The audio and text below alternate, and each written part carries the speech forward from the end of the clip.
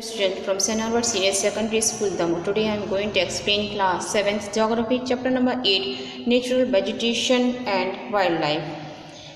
आज हम पढ़ेंगे first tropical evergreen forest. The tropical evergreen forest usually occur in areas receiving more than 200 cm of rainfall and having a temperature of 15 to 30 degrees Celsius. Since the trees are always green, they are called evergreen forests. They are also called tropical rainforests. They occupy about 7% of the Earth's land surface and harbor more than half of the birds, plants and animals. They are found mostly near the equator and areas close to tropic. They are mainly found in the Amazon lowlands, selvas, in South America, Congo Basin in Africa and certain islands of Southeast Asia. These forests are dense and multi-layered. They are mostly tall and hardwood type. Leaves are broad and give out excess water. The branches of trees form a canopy, so they prevent the sun rays from reaching the ground. This results in negligible undergrowth, with only the creepers clinging to the tall trees that we with each other for a greater share of sunlight. These trees do not shed their leaves at a particular time in a year.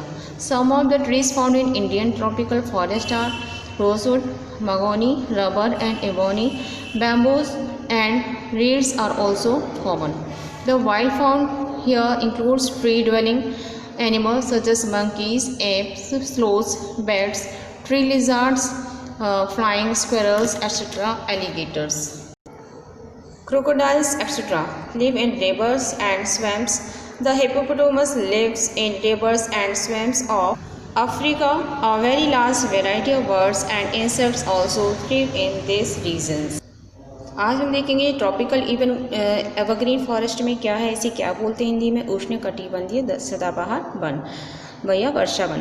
तो ये one जो है पश्चिमी घाटों के अधिक वर्षा वाले क्षेत्रों, लक्षद्वीप, अंडमान और निकोबार द्वीप समूहों, असम के ऊपरी भागों तथा तमिलनाडु के तट पर तक सीमित हैं. ये उन क्षेत्रों में भली भांति विकसित हैं जहाँ 200 सेंटीमीटर से 200 सेंटीमीटर से अधिक वर्षा के साथ एक थोड़े समय के लिए शुष्क ऋतु पाई जाती है.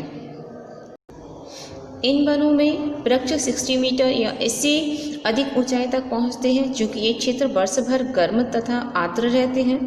अतः यहाँ हर प्रकार की वनस्पति, वृक्ष, झाड़ियाँ व लताएँ उगती हैं और वनों में इनकी विभिन्न ऊंचाइयों से कई स्तर देखने को मिलते हैं.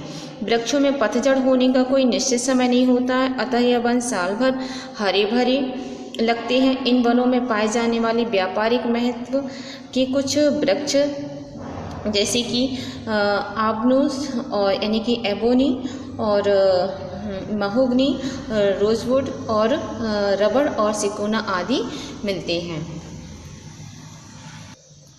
इन वनों में सामान्य रूप से पाए जाने वाले जानवर हाथी, बंदर, लेमूर और हिरन हैं और एक सींग वाले गैंडे असम और पश्चिमी बंगाल के दलदली क्षेत्र में मिलते हैं.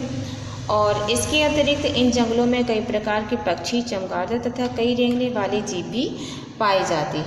तो आज के लिए बस इतना ही. Thank you.